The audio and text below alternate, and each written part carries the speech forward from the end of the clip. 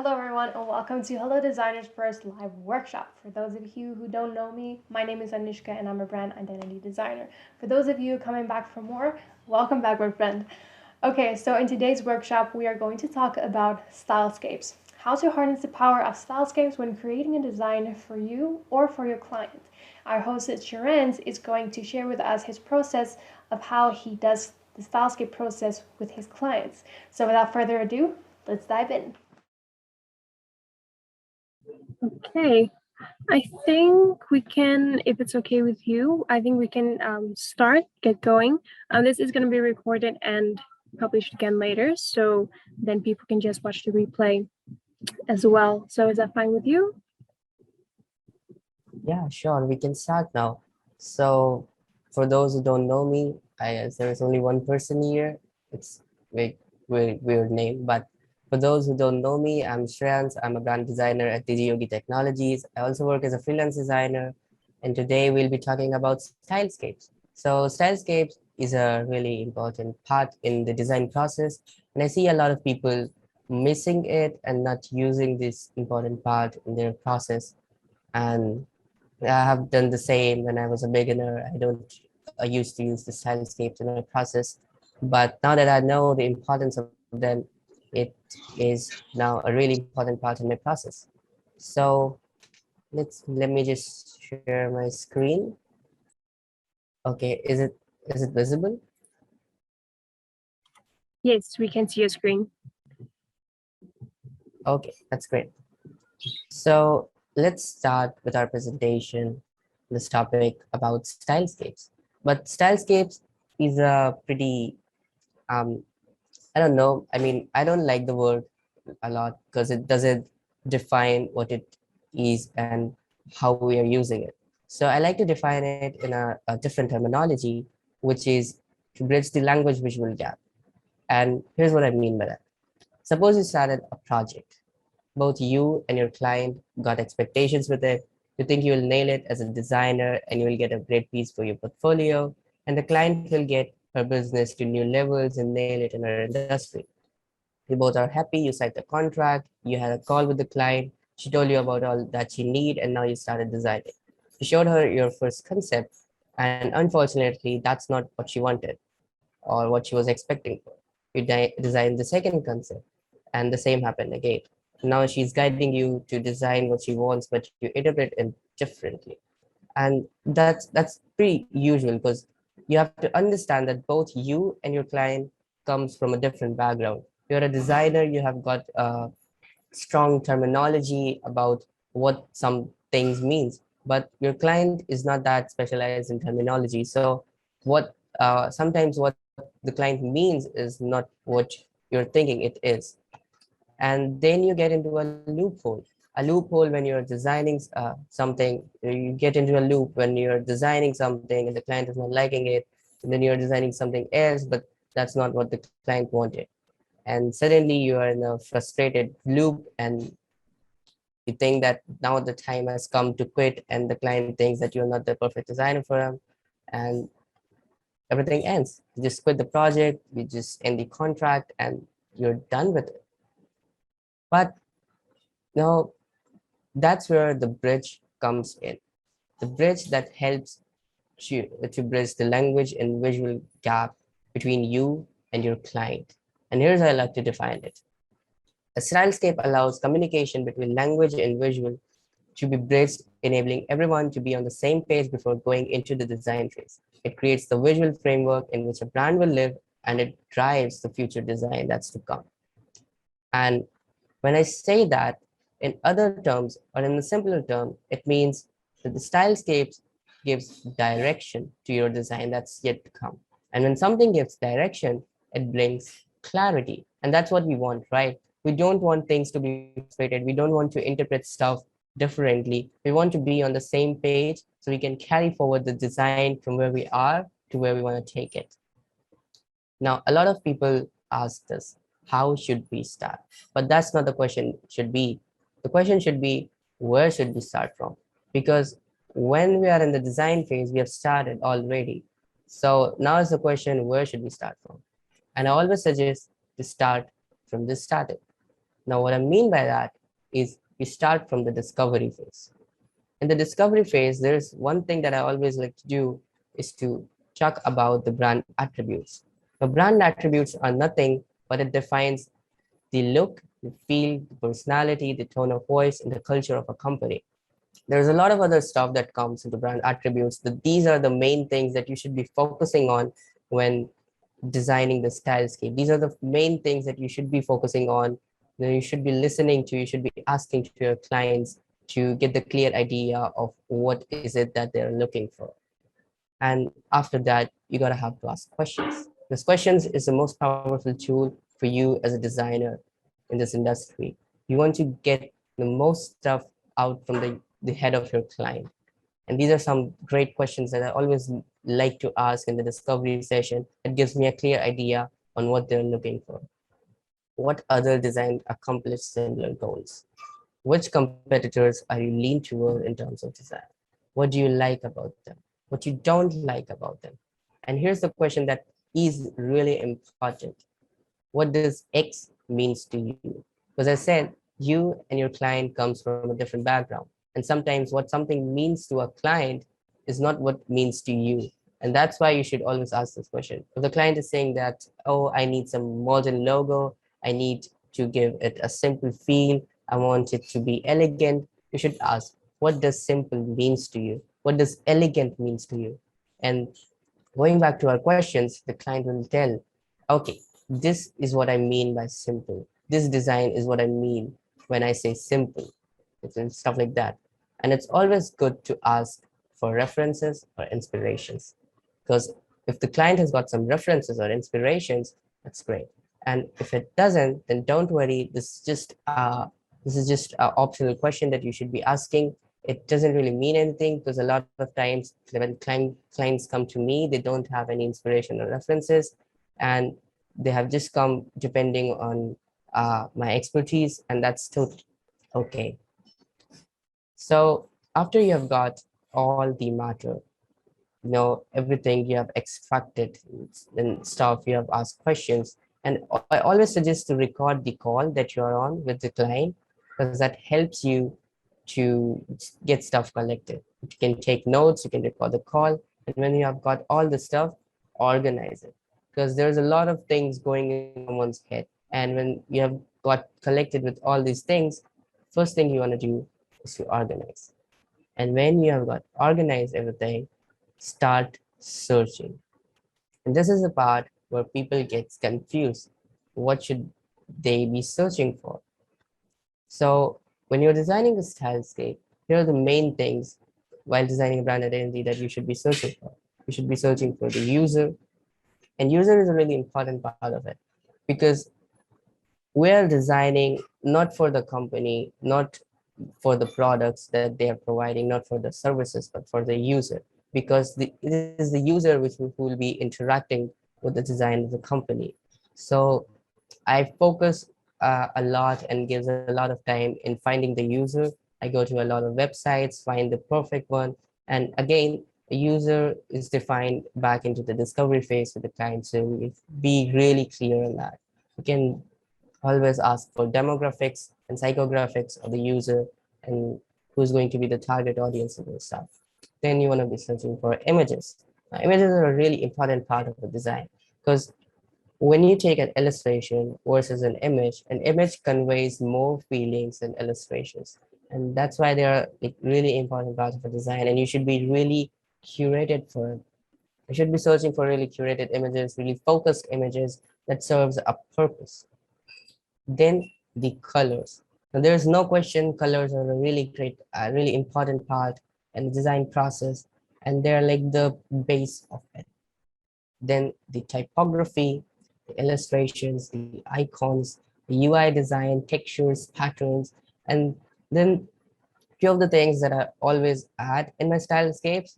And if I don't add them, I always take them as inspiration. And these are interior design and packaging design. Because when you look at the interior design, to um, you get the idea of a lot of other stuff like the images, the colors, the typography. If you look at the packaging design, that's the same.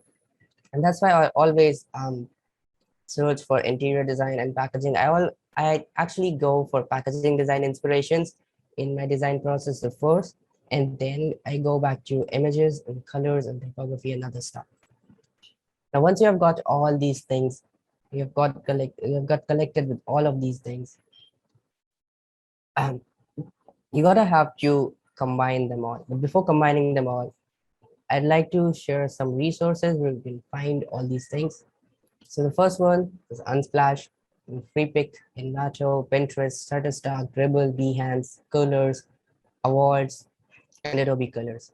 So these are the 10 sites that I always go to find inspiration and references and to get things done. So as I said, now that you have got all these things, you want to combine them all. But here's what you should be doing when you're combining them. You should be following a route, because in a stylescape, you're giving a direction. And when you're giving a direction, there should be a route you will be following. And in this case, you either have to go from small to big or big to small. So just bear with me. I'll be sharing one of the stylescape that I did for a company in which I'm working right now. And I'll be sharing what does this big to small and small to big thing means.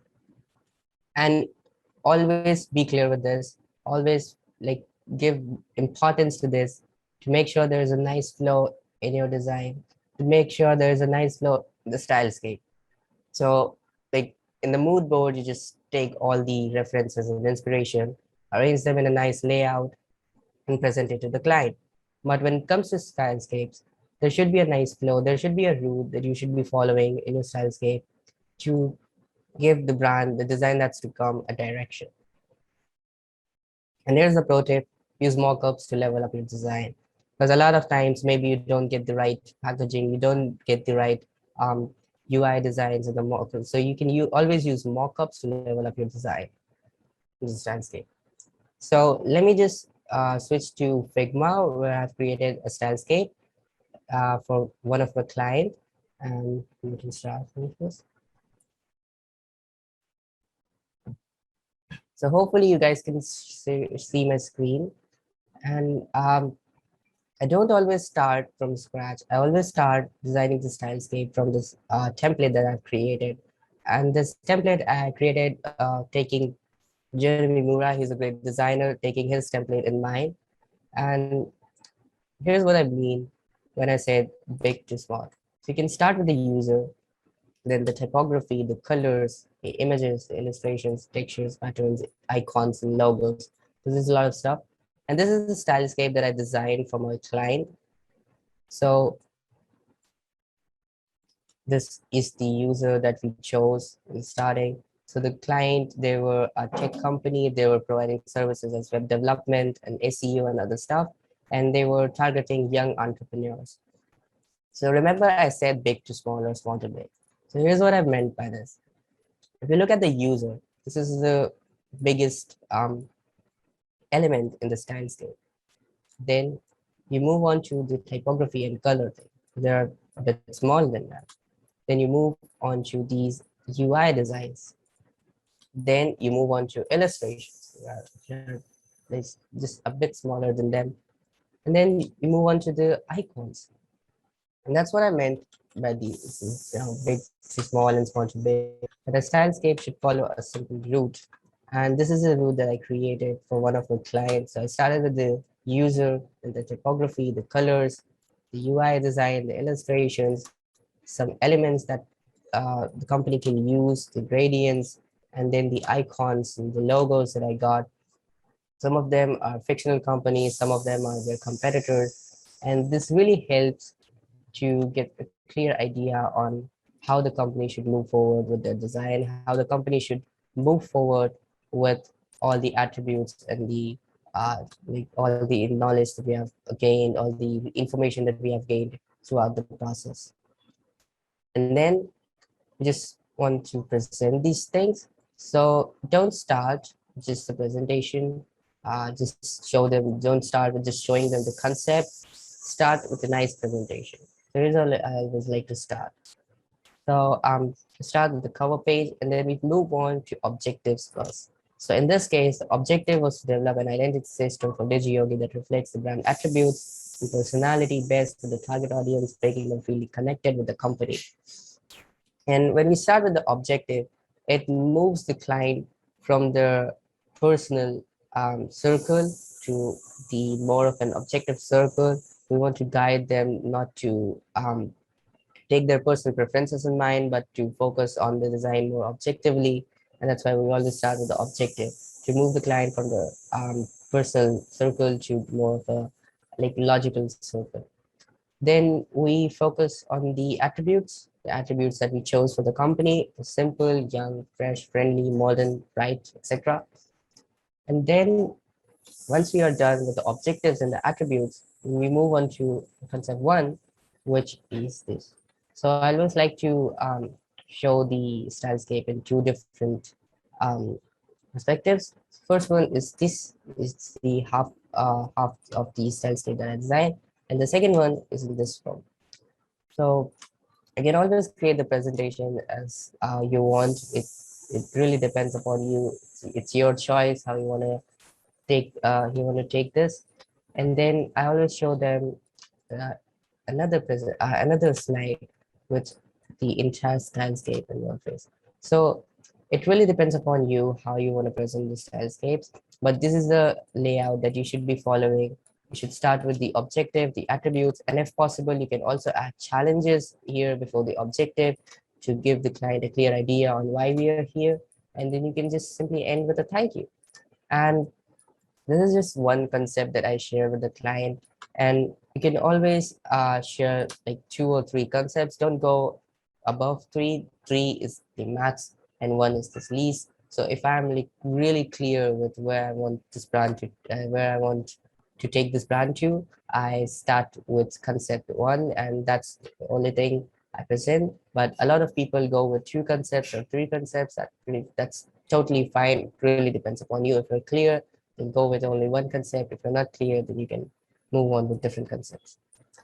And yes, that's pretty much it. That's how I used to present my designs as stylescape. That's how I like to make my stylescape. And I always start with this template. And if you guys, just a side note, if you guys want this template, if you want to download this template, you can find the link in the Hello Designr Discord community, so you can join it. And yes, pretty much that's it. That's the end of the session. Wow, that was a really insightful workshop, Shreyansh. That was really good. I even made some notes on my end, especially that first part you said where the few things that you need, like the colors, the fonts, the UI, the interior design, and all that you incorporate into the stylescapes. I never thought of it that way, and it was really interesting to hear that. And I think this is going to be the people who aren't here tonight. I think they're missing out on something really amazing. So yeah, really well done with this workshop, really. So guys, in the chats, if you have any questions, feel free to drop the questions there and we will go through it. If you want to know anything, or if you want Shreyansh to go over something or review something for you guys, drop it in the chat and we can go over that real quick. Also, the Shreyansh said the the template was the first one that they can download, right? All right.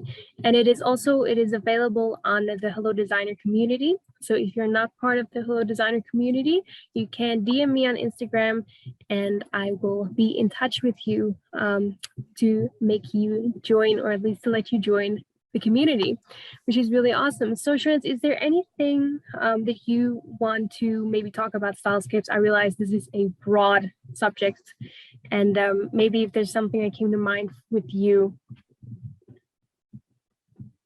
Yeah, so I mean, I said pretty much everything that I used to do in my process. It's a really simple process, but a lot of people don't focus on it in the design process. They don't incorporate it, and then they face a lot of problems. It's a really simple process. You just need to know how to get started in it and how to execute it in the right way. And yeah, that's it. Absolutely. I mean, because when I first started design identity designing an identity for my clients, I didn't know about Stylescapes. I just, winged it. And once I discovered Stylescapes, I was like, wait, hang on, what is this Stylescapes everyone keeps talking about? I went and looked at it, and it was like, oh, okay, so that is what I'm supposed to be doing and giving my client. So the way you presented it actually really highlights the importance of how important the Stylescape is. For doing a project for your client, and not even for your client, but also for yourself. I mean, when you're working on your own identity, you can even incorporate their Stylescapes, right? Yeah, because we are humans, and we always have this tendency to forget things. And when we are like talking to someone, you just have to realize that we both are from different backgrounds. You as a designer, you have your expertise, and the client who Absolutely. comes is from a really different background, right? And sometimes what you say doesn't mean the same to the client, and sometimes what client says to you doesn't mean the same to you.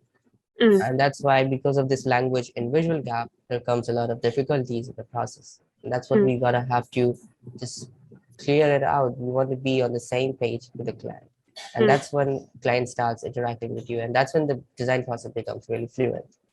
Because you don't want to design something straight to the client, then he rejects it. You want to design another identity, and you show it to the client, and the client rejects it, and again and again and again. Exactly. Or you share something to a client, and now they're like, yeah, I love it, it's amazing. And then a week down the line, they're like, you know what, actually, I looked at the logo again, and I don't like it. Can we make these few revisions? And then a few days later, they're like, okay, can we do this revisions as well?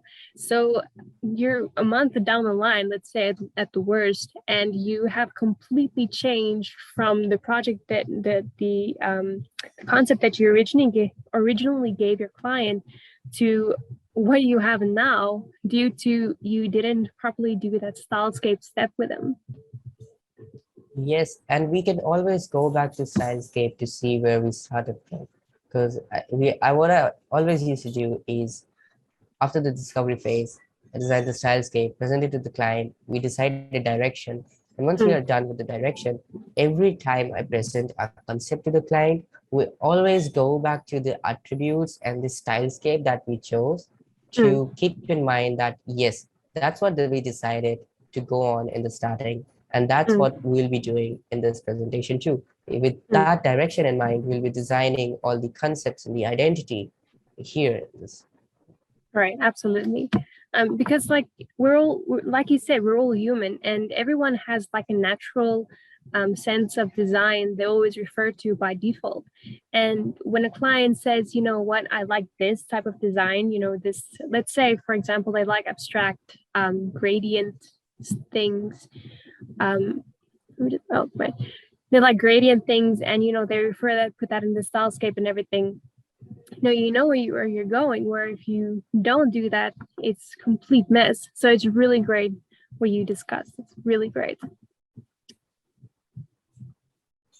right, let me just quickly check the chat. Like you just said, like abstract, right? And when you say abstract, I mean, I have talked to a lot of people, and when I say abstract, some of the people think that, okay, abstract means a lot of patterns will be there without without following any layout, without following any grids and stuff.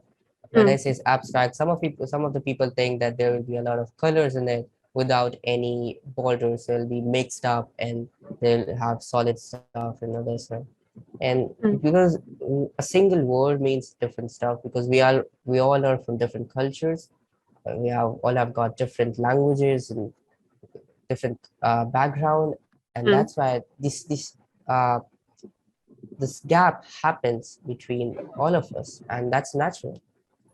Definitely. And I like what you said, especially about that one slide you did about what does X mean to you. For example, a lot of clients would come to you and say, you know what, I want something that looks professional. Well, what does professional look to you? What is the word professional in, when you look at it, what does it mean to you? Because what I think professional looks like and you think what professional looks like, it might be two completely different things. And clearing that up just gets a huge obstacle out of the way. Yeah, I mean, to a lot of people, professional means things like sans serif and rounded corners. To a lot of Mm, people, professional means a simple design with serif fonts and mm, other stuff, and illustrations and stuff. mm, So it really depends on person to person. absolutely. So, is there anything from the audience side, things you want to discuss or maybe questions? We'd love to hear some feedback from you. And what did you think about this workshop? I hope I'm pronouncing your name correctly, Menu Nigri. I hope that is pronounced correctly, says that has been a really insightful workshop. Thank you. So great job there, Shreyansh. So again, if you guys have any Yeah, and questions, thank drop you, them here. Anuscke, for giving me the platform. Yes, of course, no problem.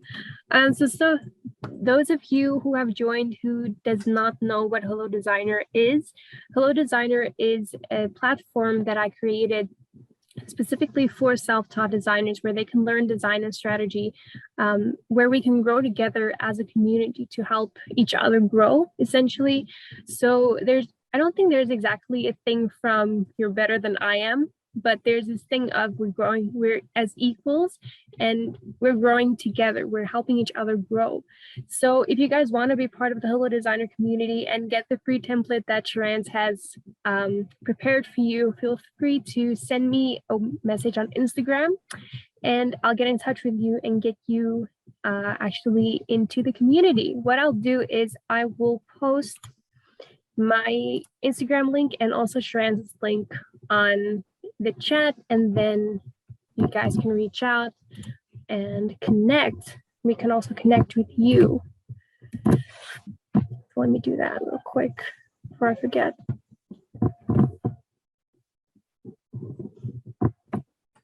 There we go. So yeah, we actually finished up really early. Shreyansh, we're breaking records here. Is there anything probably that you want to add from your side?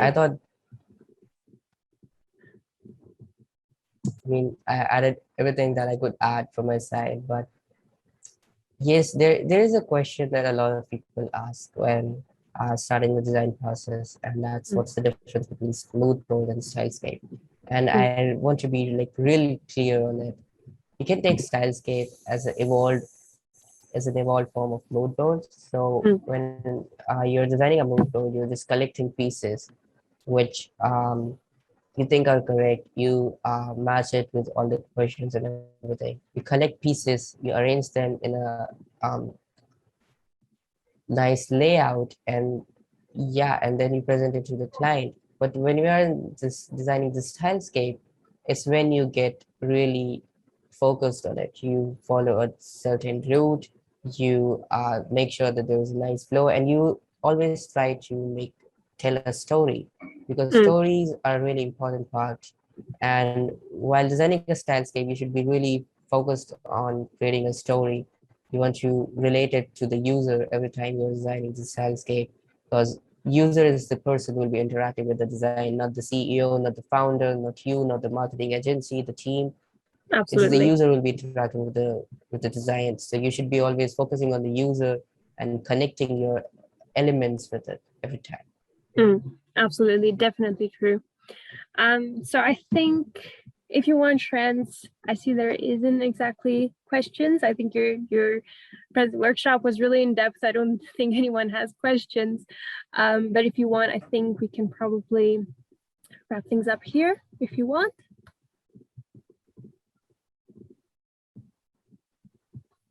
Sorry? I said if everything's good, then we can probably wrap things up here. Doesn't look like there isn't any more questions. Yeah, what do you think? Yeah, sure, we can wrap up things. I mean, we decided for a 40 minutes workshop, and ended in like 30 minutes. That's actually great. That is, yes, definitely.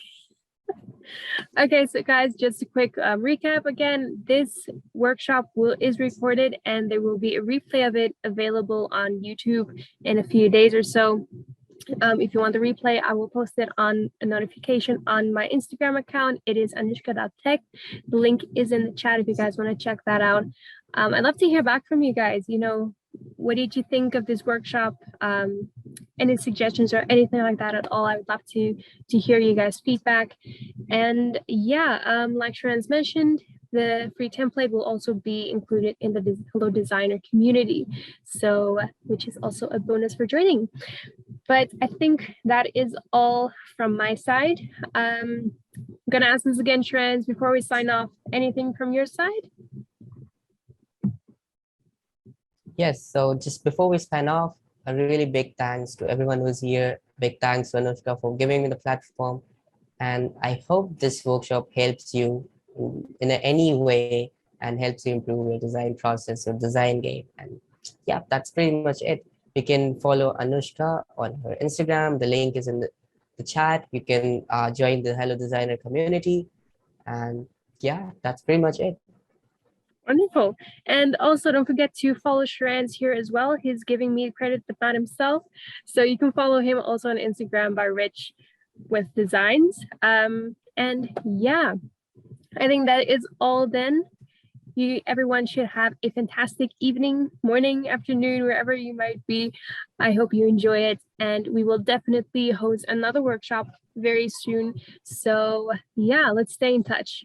Other than that, all good. See you guys again. Bye.